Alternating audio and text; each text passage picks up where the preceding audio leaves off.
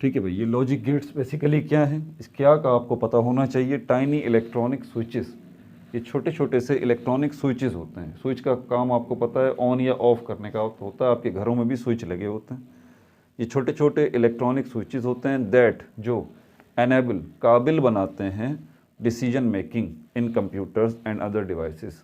Computer और other devices के अंदर ये जो डिसीजन मेकिंग की क्वालिटी है, ये जो कैपेबिलिटी है कंप्यूटर और दूसरी डिजिटल चीज़ों के अंदर, तो ये डिसीजन मेकिंग की जो सलाहियत पैदा होती है, ठीक है, कंप्यूटर्स के अंदर, वो किसकी वजह से होती है, इन्हीं लॉजिक गेट्स की वजह से होती है, इन्हीं टाइनी इलेक्ट्रॉनिक स्विचेस की वजह से होती है।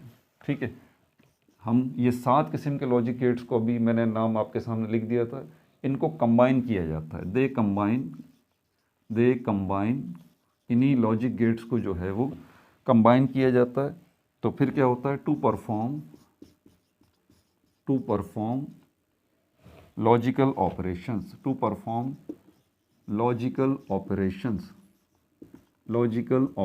ये लॉजिकल वर्ड जो है इसको आप समझ लीजिए, इसका मतलब ये लॉजिक से निकला है, और लॉजिक को खालिस उर्दू में मंतक कहा जाता है।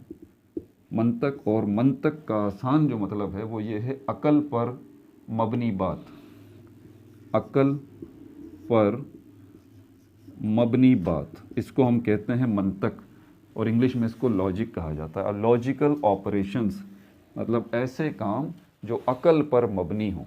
अब अकल अल्लाह ताला ने इंसान को दी है, और इंसान इसी अकल को आगे ट्रांसफ़र कर रहा है कंप्यूटर में, और कंप्यूटर को इस काबिल बना रहा है कि वो भी अपनी अकल का इस्तेमाल करे, कंप्यूटर को अक्लमंद बना रहा है।